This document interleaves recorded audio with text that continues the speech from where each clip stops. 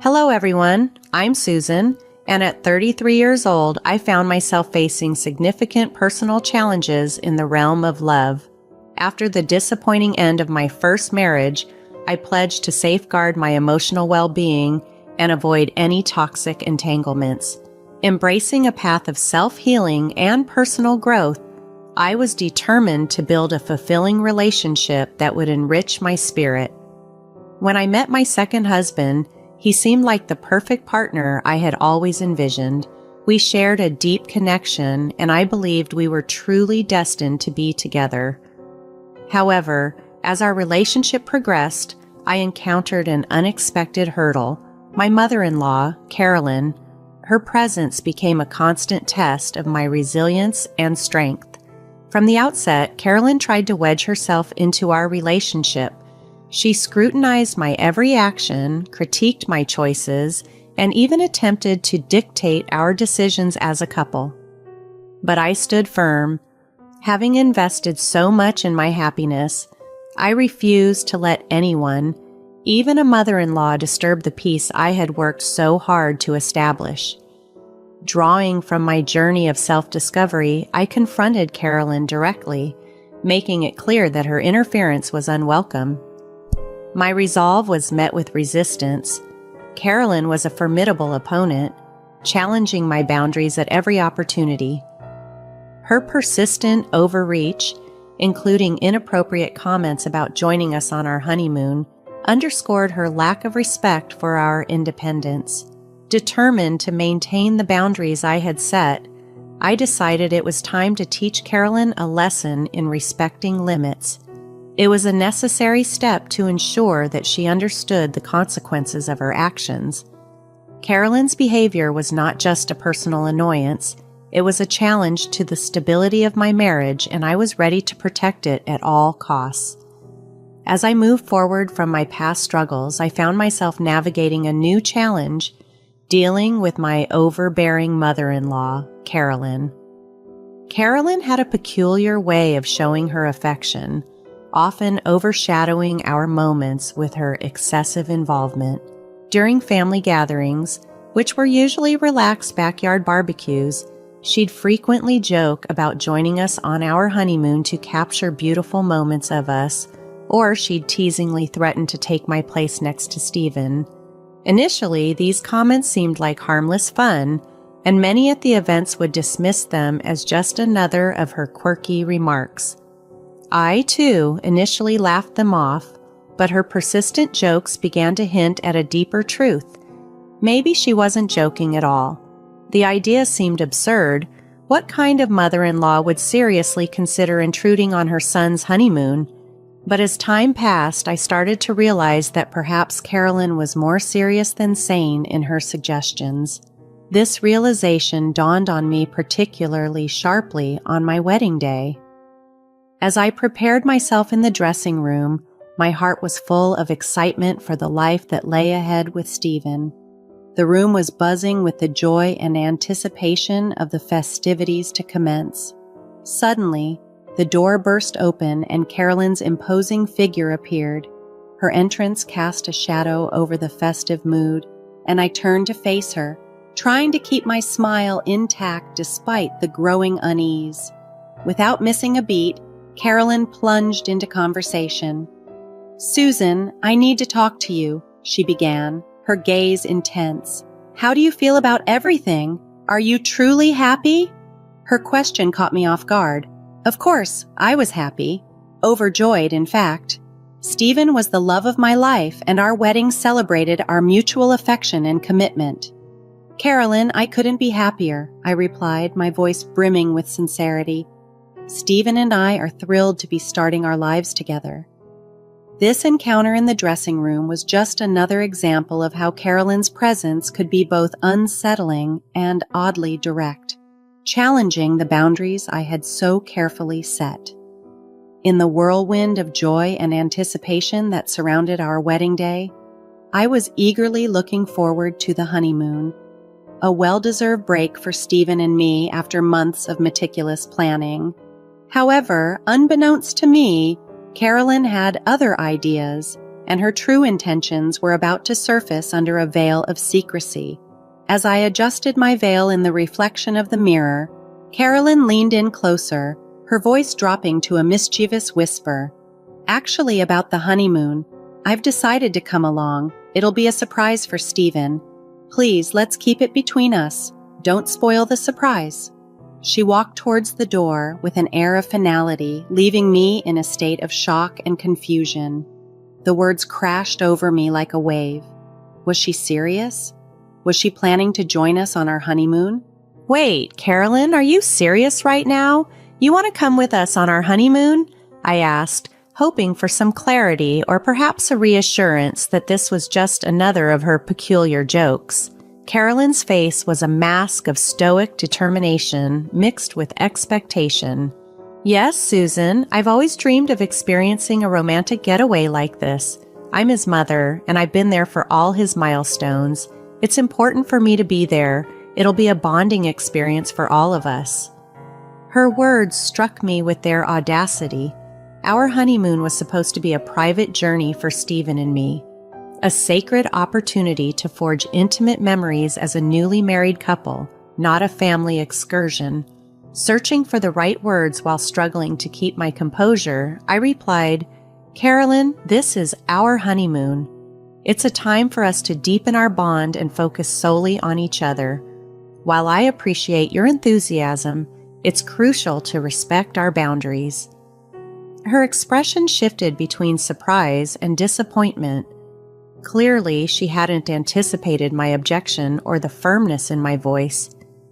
"Susan, I only want what's best for Stephen. I thought this would be a special surprise for him, a way to bring us closer as a family." Taking a deep breath, I summoned all the inner strength I had nurtured through my journey of self-discovery. "Carolyn, I understand and respect your love for Stephen, but our honeymoon is sacred. It's a time for us as a couple to nurture our relationship and create our memories, which will be the foundation of our future together." Standing my ground was essential, not just for the sake of our honeymoon, but for setting the tone of respect and independence in our marriage. I hoped Carolyn would respect our wishes, but the tension in the air thickened as she came to grips with the fact that her plans were thwarted. It was a defining moment, a test of the new dynamic between us. In that instant, I felt empowered, having taken a crucial step in safeguarding my marriage and establishing a foundation of love and respect. You might think that would be the end of the story, right? Unfortunately, my friends, it didn't stop there. As the day of our departure approached, a mix of excitement and nervousness fluttered in my heart. Stephen and I were on the verge of embarking on our eagerly awaited honeymoon, a chance to relax and revel in our newlywed bliss. However, a looming storm threatened to overshadow our joy. It was the morning we were set to leave when Carolyn's name appeared on my phone. Taking a deep breath, I answered, bracing myself for whatever she might say. "Hello, Carolyn. Susan, dear, I've decided to join you and Stephen on your honeymoon. Isn't that thrilling?" Her voice chirped through the phone.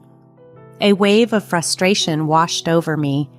Hadn't we already settled this discussion? My voice tightened with exasperation as I responded, "Carolyn, we've been through this. This honeymoon is a special time for Stephen and me. We need space to strengthen our relationship as a married couple." Carolyn's reply was casual, almost dismissive of my concerns. "Yes, dear, but I've made up my mind. I'm coming along. It'll be a grand adventure for all of us. You'll see." My patience thinning, I asserted more firmly, "Carolyn, this isn't up for negotiation. Stephen and I planned this trip as a private getaway. You need to respect that boundary." A tense silence followed, punctuated only by the distant hum of expectation. I sensed Carolyn's frustration mounting, but I stood firm in my refusal. "Don't be so dramatic, Susan. Now tell me, you two are going to Switzerland, right? I've already booked my ticket. I know it was last minute, so I won't be on the same flight, but I'll meet you there," she continued, seemingly unfazed. Her words echoed in my mind, but they also presented an opportunity to steer Carolyn's plans away and reclaim our honeymoon as the sacred space it was meant to be for Stephen and me. I believe that everyone could learn and change, but sometimes it required a bold move to ignite that transformation.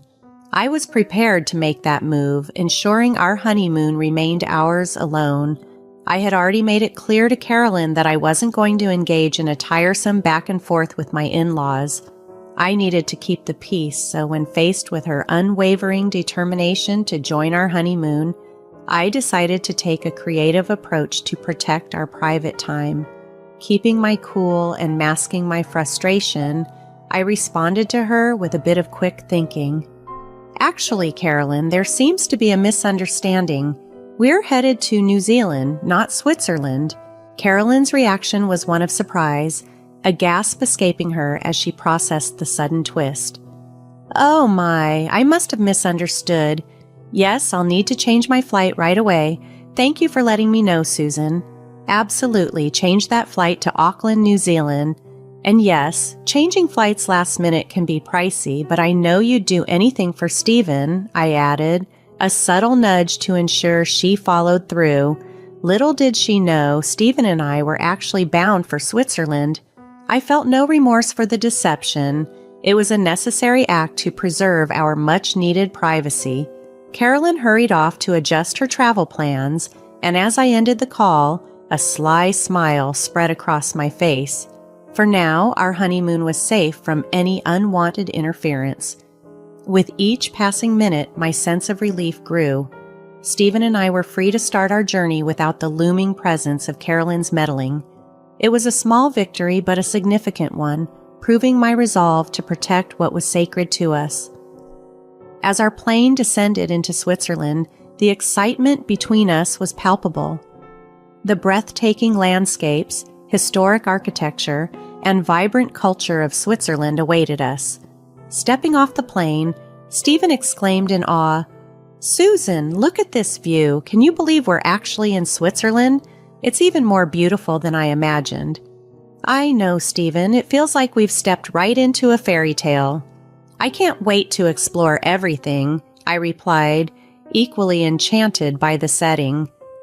We arrived at our charming hotel in the heart of Geneva, immediately taken by its elegant decor and cozy ambiance. The city around us buzzed with history, art, and music, and we were eager to dive into the cultural feast. "This hotel is incredible, Susan." "Great choice," Stephen remarked, appreciative of the atmosphere that promised to make our honeymoon memorable. Indeed, we were set to immerse ourselves in the beauty of Geneva, celebrating our new life together in a place as magical as our dreams. "I'm really glad you like it, babe. I wanted our stay to be perfect," I responded, thrilled by Stephen's appreciation. As soon as we arrived, our excitement overcame our weariness. Stephen and I walked hand in hand through the enchanting streets of Geneva, absorbing the grandeur of Schönbrunn Palace and savoring delicious confections from the charming local cafes. "Stephen, can you believe the beauty of this place? The Alps are breathtaking," I expressed, awestruck by the scenery. "I'm blown away, Susan. This is a dream come true. Thank you for planning such an amazing honeymoon," Stephen replied, his eyes glowing with happiness. Exhausted but fulfilled, we returned to our hotel, deciding to continue our adventures after some rest. Stephen headed for the shower just as my phone rang. It was Carolyn. She cheerfully informed me that she was about to board her plane to Auckland. "Hey, Carolyn, that's great. I hope you have a safe flight." "Oh my gosh, I can't contain my excitement that you're actually joining us in Auckland. We're going to have the most incredible time together at the Oceanfront Hotel. You won't believe the breathtaking views of the harbor." I maintained the facade with enthusiasm. "Oh, my dear Susan, I am equally thrilled to embark on this adventure with you both. And I must say, I'm so glad that you finally came to your senses and saw the beauty in me tagging along on your honeymoon." "I knew that you'd be understanding," Carolyn replied, her voice filled with satisfaction. I rolled my eyes but kept up the pretense. Absolutely, Carolyn. You're so right. The flight may be a bit tiresome, but trust me, Auckland is going to captivate your heart with its vibrant cityscape, the iconic opera house, and stunning beaches. You'll be in awe. Oh my, that sounds marvelous. I simply can't wait to experience it all, Susan. I hope Stephen is prepared for some quality mother-son bonding time. This trip will give us a chance to connect on a deeper level, Carolyn continued, unaware of the mix-up. Carolyn, when Stephen sees you, he'll be over the moon. It's going to be an unforgettable journey filled with laughter, exploration, and beautiful memories, I assured her, hiding my true feelings about the situation. That warms my heart, Susan. I am eager to create lasting memories with both of you. Rest assured, once I land in Auckland, I'll reach out to you immediately. It will be our signal to commence this grand adventure, Carolyn concluded. Perfect, Carolyn. The moment you touch down, give me a call.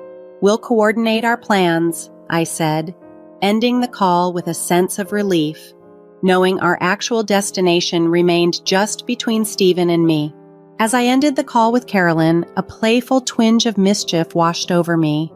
The thought of Carolyn discovering that we were actually in Switzerland, not New Zealand, sparked a gleeful anticipation within me. This mix-up, I hoped, would serve as a potent lesson about respecting boundaries and allowing my marriage to Stephen to blossom without her overbearing involvement. The prospect of Carolyn's forthcoming surprise added a layer of excitement to our Switzerland adventure, heightening the joy already bubbling in my spirit. It felt a bit like schadenfreude, but the desire to share an unencumbered journey with Stephen, crafting memories meant just for us, was too enticing. However, as I hung up, a mix of relief and anxiety began to set in. Stephen, emerging from the shower, noticed my distracted state and approached with concern. "What's going on?" he asked, sensing the shift in my mood. My initial delight faded, replaced by a twinge of guilt. Throughout this entire escapade, I hadn't fully considered how Stephen might feel about the deceptive tactic I employed against his mother.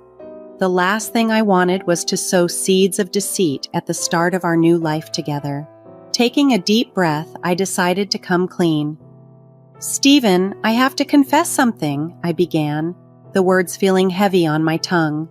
"Is everything okay?" he responded, his brow furrowed in worry. "Not exactly," I admitted. "You know how Carolyn always joked about tagging along on our honeymoon?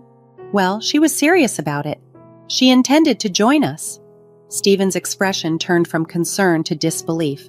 "What the hell?" I told her that it was out of the question because this time was meant for just us. But she wouldn't take no for an answer. She insisted she'd be coming along, I continued, my voice faltering slightly. So I misled her about our destination.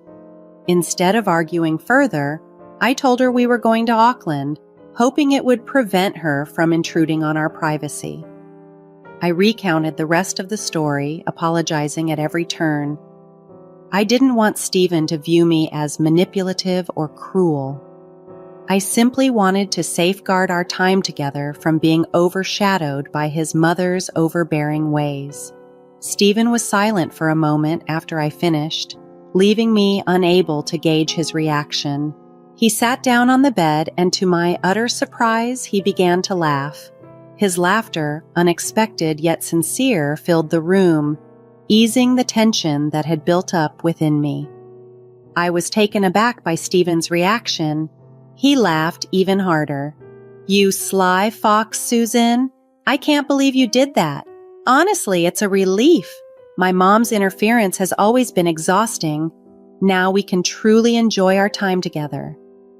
"Wait, so you're not mad?" I asked, surprised yet relieved. "Well, I'm not thrilled about sending her to a foreign country, but I find the whole situation hilarious. I'm just picturing her face when she realizes the mix-up," Stephen chuckled, the humor of the situation easing any lingering tension. We both laughed together, feeling a renewed sense of unity. With the situation lightened, Stephen and I continued to explore Switzerland, fully immersing ourselves in each other's company and the stunning beauty around us. We delved into the rich history, breathtaking landscapes, and vibrant culture, each moment strengthening our bond and creating cherished memories that would be forever etched in our hearts. Meanwhile, Carolyn, unaware that her son found the situation amusing and was in on the ruse, was about to face a revelation. Once she landed in New Zealand, exhausted, she called, expecting us to pick her up from the airport. I put the phone on speaker mode. "Hey, Carolyn, Stephen and I are together right now. Listen, there's something you need to know. We're not in New Zealand, we're actually in Switzerland." "But you said Auckland, the oceanfront hotel," Carolyn stammered, confusion clear in her voice. "Yeah, that was all a trick, Carolyn. Sorry about that, but you really needed to learn," I explained, maintaining a firm tone. "A trick? For what? What did I do?" Carolyn's voice rose with disbelief. "You kept trying to insert yourself into our honeymoon. What kind of mother does that? When you insisted on tagging along, instead of fighting with you about it, I decided to let you believe what you wanted. This way, I could enjoy some quality time with my husband," I explained, hoping she would understand the necessity of our decision. "How could you do this, Susan? I trusted you. You're no good for my son." Carolyn's hurt was palpable. Stephen, who had been by my side and listening the entire time, then spoke up. "Mom, it's time you understand that meddling in our lives and disregarding Susan's boundaries has consequences. This was her way of setting a boundary and teaching you that we deserve to have our own space and privacy." "What, Stephen? You too?" Carolyn's voice cracked, the reality of her son's stance sinking in. This moment, though fraught with tension, was crucial. It underscored our commitment to each other and the importance of respecting our newly formed family unit. "I can't believe you're taking her side. I can't believe you've deceived me like this. I raised you. I've been there for you through everything." Carolyn's voice crackled with hurt and disbelief over the phone. "Mom, this wasn't about deception. It was about setting boundaries," I replied, trying to convey the necessity of our actions. "Susan and I are building our lives together. You must respect our choices and let us forge our path. We love you, but maintaining healthy boundaries is key." Carolyn's angry voice echoed through the phone, loud enough to turn heads nearby. "You've humiliated me. I can't believe my son would turn against me like this." "Carolyn, please try to see where we're coming from," I urged, my tone steady yet empathetic. "This wasn't done to embarrass you. We needed to make it clear that we require our own space and independence. It's time for you to let us build our lives and respect the boundaries we've established." "I don't want to hear it. You both are selfish and ungrateful," she retorted sharply. Before I could respond, she added, "Call me back when you're ready to have a real conversation." With that, she abruptly ended the call, leaving herself likely bewildered and upset at the airport. I might have felt guilty, but instead I felt relieved. Standing up for our marriage's boundaries was necessary, even if it was uncomfortable. I reminded myself that wanting privacy on our honeymoon wasn't unreasonable. It wasn't normal for a mother to insist on tagging along. Considering Carolyn's extreme reaction, suggesting she might as well have been sent to the moon didn't seem too exaggerated.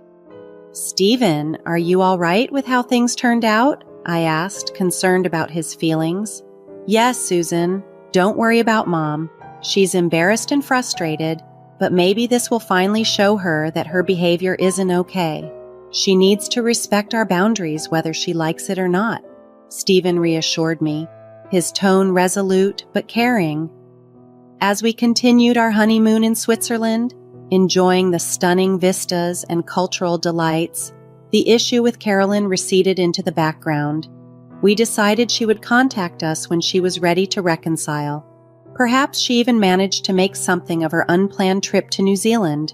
Regardless, I was confident she'd think twice before trying to interfere with our plans in the future.